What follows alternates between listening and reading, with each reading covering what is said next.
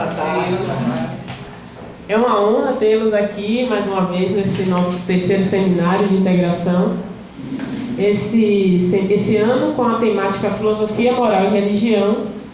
Bom, a proposta desse seminário, como vocês já sabem, é realizar a integração entre estudantes e professores que fazem parte, que integram dois grupos de estudos e pesquisa, aqui, duas áreas de pesquisa aqui do nosso Colegiado de Filosofia da UFRB, que é a área de epistemologia e de fenomenologia.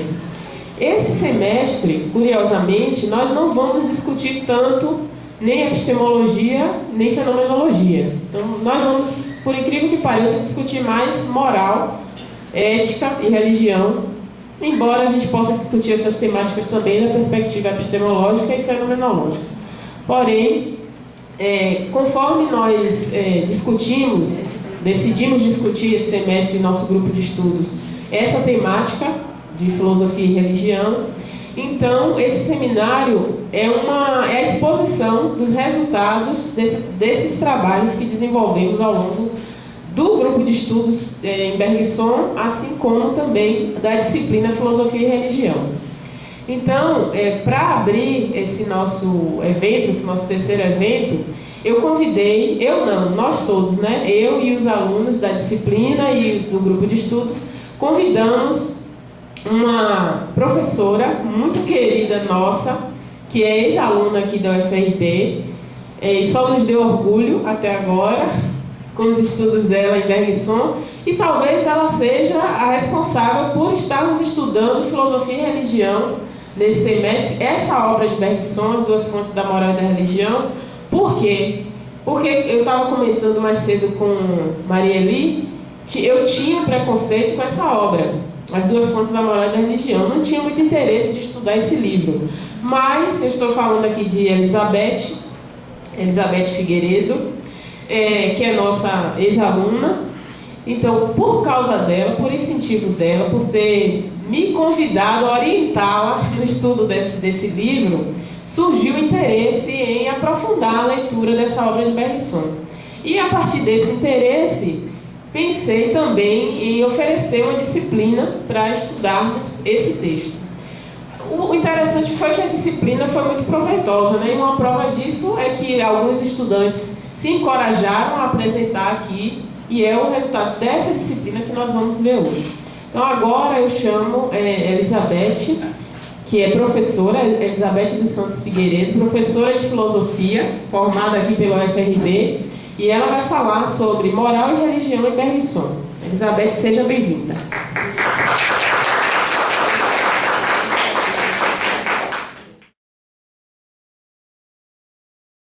Essa comunicação trata das noções de moral e religião desenvolvida por Henri Bergson em sua obra As Duas Fontes da Moral e da Religião, 1932.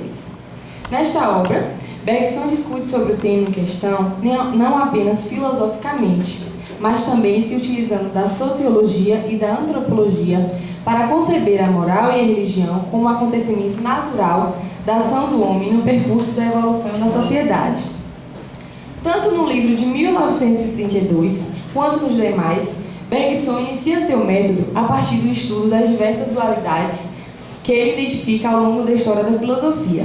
Em Duas Fontes, nosso autor se aterá à oposição entre o aberto e o fechado, demonstrando que esta se refere a dois efeitos distintos, culminando em duas disposições diferentes, quais sejam a religião, dividida em religião dinâmica e estática, uma seguindo a via da estabilidade e a outra o sentido de um dinamismo.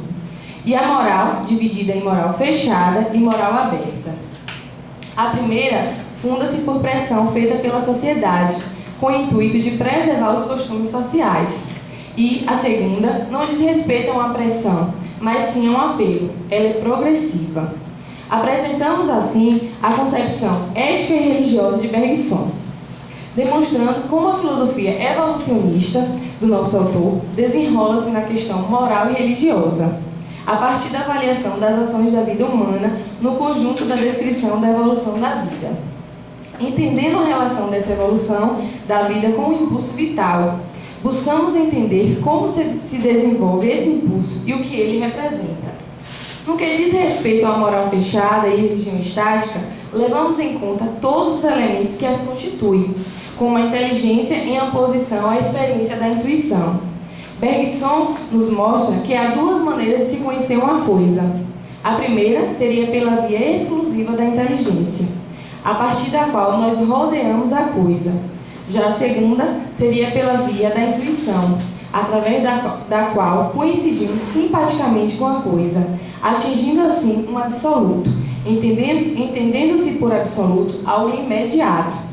A inteligência é uma faculdade fabricadora de conceitos, presa a interesses práticos, estando assim diretamente relacionada à sociedade. Ao contrário da inteligência, intuição é para Bergson um método, um esforço filosófico que se daria por um conhecimento imediato, capaz de possibilitar o acesso a uma realidade inalcançável pelo entendimento intelectual. Bergson apresenta dois aspectos da vida consciente: o superficial, domínio da consciência exteriorizada, que lida com os símbolos e trabalha com a realidade a partir de sua superfície. Encontramos a apresentação social.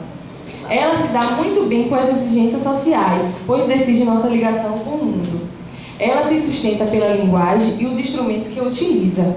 E o outro aspecto da vida consciente é o profundo, ou seja, compreende uma consciência profunda a partir da qual poderemos aprender direta e imediatamente a realidade. Para isso, seria necessária uma profunda reflexão e esforço para atingirmos o interior profundo da consciência, momento em que se desenvolvem os atos livres, em que se cria. Ao descrever os níveis da vida consciente, percebemos que o nível superficial está no domínio da consciência exteriorizada, trabalha com a realidade partindo de sua superfície, por isso se liga à moral fechada que se dá por exigências sociais.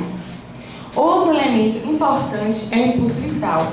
Tal impulso é percebido como um esforço que se verifica no interior dos organismos, através de uma mobilidade perpassando os corpos, por meio de uma mudança contínua. O impulso vital é de fundamental importância nesse estudo, embora não tenhamos dele uma definição precisa, afinal, nem o próprio filósofo a fornece. Durante o percurso desse estudo, esse impulso vai se definindo a partir da evolução da vida. Deste modo, nos propomos durante o texto esclarecermos o que é esse impulso vital. Para tanto, faremos a análise do homem no percurso de seu desenvolvimento. Nosso estudo guiou-se também em analisar a história das religiões, apresentada por Bergson, com o objetivo de compreender como se desenvolveu a religião até chegar à religião estática.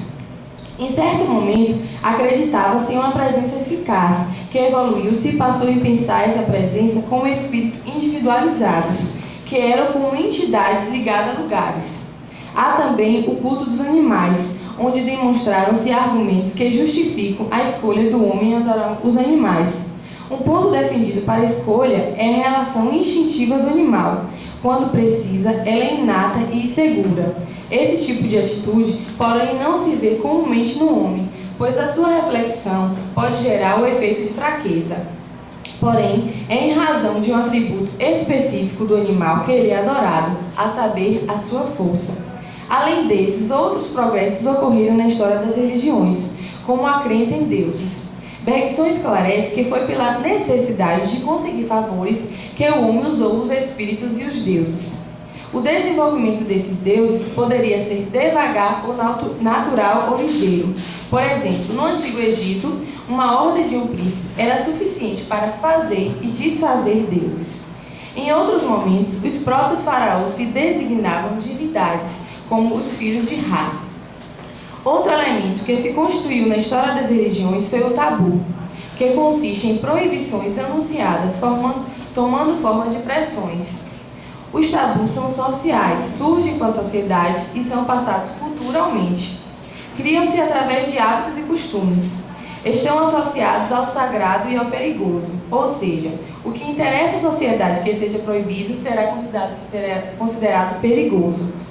E o que deve ser respeitado e cumprido estará ligado ao sagrado. Todo tabu tem um sentido por trás. Vimos também a magia, entendendo que ela é inata no homem na medida que é uma manifestação de um desejo que preenche o coração. Entendemos como é importante conhecer os instrumentos que constituíram a crença dos homens, como o tabu, a magia, a mitologia, para entendermos como o homem, a sociedade e a religião se formaram. O processo do desenvolvimento da humanidade é realizado por iniciativas de indivíduos dotados de inteligência. Mas entende-se que existe uma liberdade criativa da inteligência, liberdade essa que foi contra a intenção originária da vida. Tal liberdade leva ao rompimento da ordem social, uma vez que ela desperta o homem para a reflexão, trazendo consigo a angústia da incerteza da vida.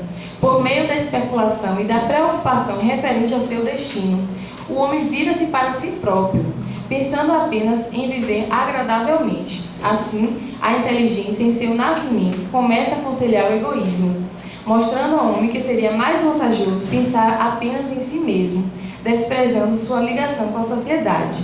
Entende-se assim que o senso social, presente na natureza do indivíduo, corre o risco de morrer, caso a inteligência não receba limites nos seus avanços. Será necessário, então, haver algo para equilibrar a inteligência, e é por causa do resto de instinto que prevalece na inteligência que a natureza consegue colocar limites na inteligência, através da função fabuladora. A natureza que cria a religião com o intuito de se resguardar contra os perigos dos pensamentos racionais que o indivíduo inteligente possa ter. Assim, criada pela ficção, a religião estática se estabelece como freio para a inteligência. Encarado desse primeiro ponto de vista, a religião é, portanto, uma reação defensiva da natureza contra o poder dissolvente da inteligência. A inteligência mostra também ao homem, através da reflexão, sua própria finitude. Ao observar que todos os homens morrem, o ser inteligente se dá conta da sua própria mortalidade. Tal constatação é algo deprimente, o que pode levar o homem à sensação de a falta de sentido à vida. Em vista disso, o homem não entende por que tem que aceitar as regras sociais, contrariando assim a intenção da natureza de seguir o impulso natural da vida em um movimento sempre em frente. Isso se constitui então como um entrave ou obstáculo às intenções da natureza.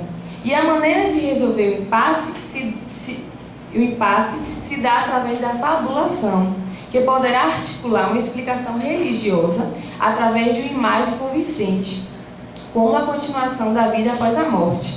Uma vez essa imagem inserida pela fabulação na inteligência, coloca as coisas em ordens, pois tranquiliza o homem a continuar com o cumprimento de seus deveres.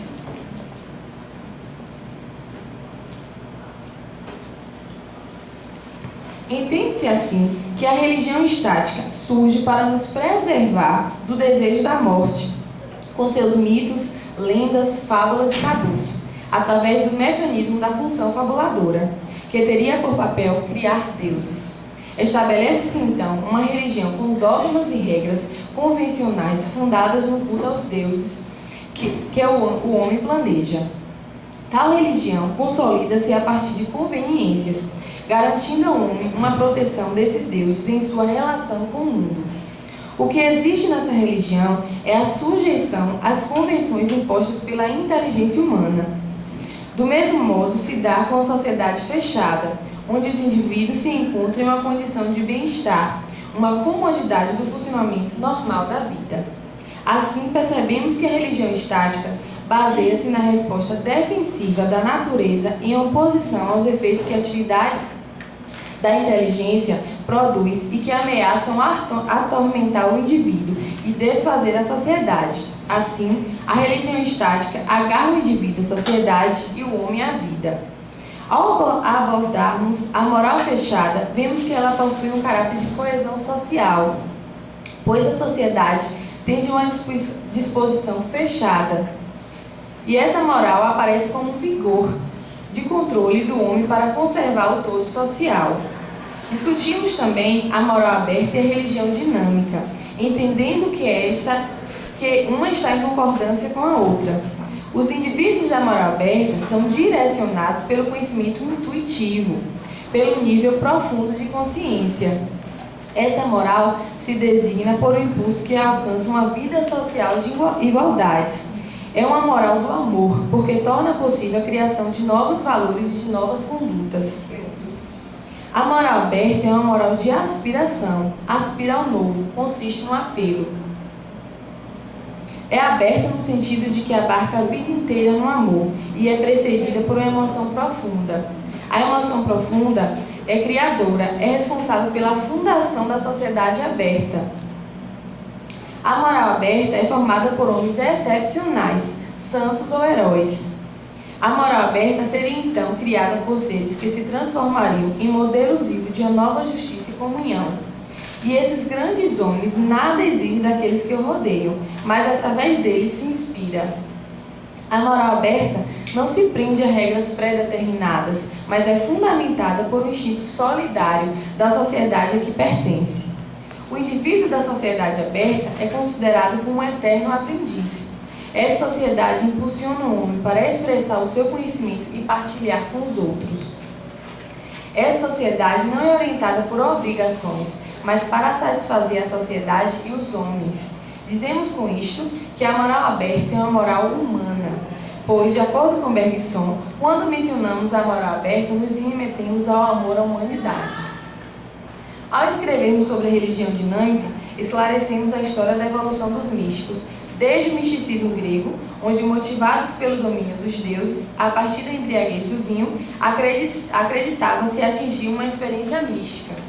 Outro modelo de misticismo foi o de Plotino. Ele entendeu a noção de Deus no êxtase, se deteve assim na contemplação. Então, não atingiu o misticismo completo. O misticismo oriental acreditava que o yoga, que era a prática de exercícios capazes de elevar a uma espécie de transe, era o verdadeiro misticismo. Mas para Bergson, essa prática apenas preparava o homem, por meio de sua forma predisposta, como o êxtase, a suspender a função crítica da inteligência. Não era ainda o misticismo verdadeiro. Já o misticismo cristão, ou a religião dinâmica, definida por Bergson, é o misticismo completo, pois é um misticismo atuante, ardente, e que não se restringe ao êxtase, mas age por um amor universal. Para Bergson, o misticismo completo é o dos grandes místicos cristãos, que tinham vida espiritual perfeita, baseado em ação, criação e amor. Na perspectiva bergsoniana, tais místicos superaram seus limites humanos, praticando ações que mostram o compromisso de amor pela humanidade. Este místico, descrito por Bergson, não economiza forças, se dedica à humanidade, amando de forma plena, completa, não espera nada em troca. O amor desse místico é generoso e possui confiança em Deus. Podemos afirmar que, ao tratar do tema da moral e da religião, Bergson visou investigar sua origem, demonstrando que esta diz respeito a duas fontes distintas e contrárias, sendo uma voltada para a necessidade prática da vida individual social, demonstrando e se estabelecendo socialmente pela pressão social, e a outra ultrapassando essas limitações sociais, levando a ação humana ao encontro da natureza criadora, por meio do elan vital.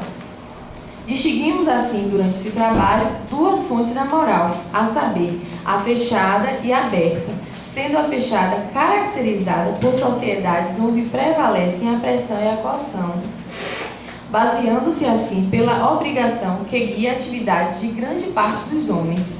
Ou seja, essa sociedade se apresenta como uma instituição fechada, instituída por hábitos e regras criados pela inteligência, que se apresentam a seus membros como obrigações sociais e morais a serem cumpridas por um bem geral e de cada um.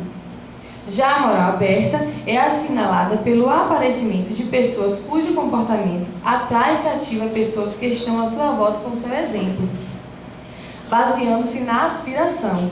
Essas pessoas se transformam em exemplos de uma nova justiça e fraternidade. Diferenciamos também a religião em estática e dinâmica. Vimos no decorrer do nosso trabalho que a organização social não foi suficiente para equilibrar o egoísmo e a solidariedade dos membros da sociedade fechada para com a vida em sociedade, pois existe no homem uma inclinação natural a sobreviver individualmente. Então, a motivação para que o homem se prenda à sociabilidade viria por meio da religião estática, se utilizando da atividade da função fabuladora, que deposita no indivíduo necessidades sociais, por meio de histórias de deuses protetores que podem premiar ou punir. Assim, a função fabuladora nasce da religião com o objetivo de preservar a organização da vida coletiva, evitando que a sociedade se desfaça através dos interesses individuais. Com isto, a religião estática desempenha um papel semelhante ao da moral fechada, no que diz respeito à coesão dos indivíduos. Podemos compreender, depois da trajetória percorrida, que a moral fechada e a religião estática são um fato natural e social decorrente da evolução da espécie humana, e que ambas dizem respeito a organizações fechadas, se estabelecendo por meio de costumes, normas, rituais, com o intuito de conservar a existência do todo social, por meio de crenças e mitos que incentivam de alguma maneira comportamentos esperados. Uma vez que seja a intenção da natureza, em primeiro lugar, preservar a vida social, as obrigações morais e as instituições religiosas se complementam. Passamos também pela história das religiões, analisando as formas de misticismo que surgiram. Após termos perpassado a religião estática, vimos uma maneira de ultrapassar essa significação da religiosidade, por meio do resto de intuição que ronda a inteligência, abrindo-se para uma dimensão da realidade que é um movimento incessante de criação, por meio do elan que perpassa a vida, formando e transformando, concebendo o ser como mobilidade, e já não como estabilidade querida pela inteligência. Pois quando rompemos com a inteligência que nos prende a uma realidade calculável, alcançamos, através da intuição, o ato criador. De certa maneira, mesmo preso a uma instituição fechada, já estamos em contato com esse ato criador, pois é esse elan vital que perpassa nossos corpos, mas não conseguimos percebê-lo por causa das adequações que a vida social nos impõe por meio da inteligência.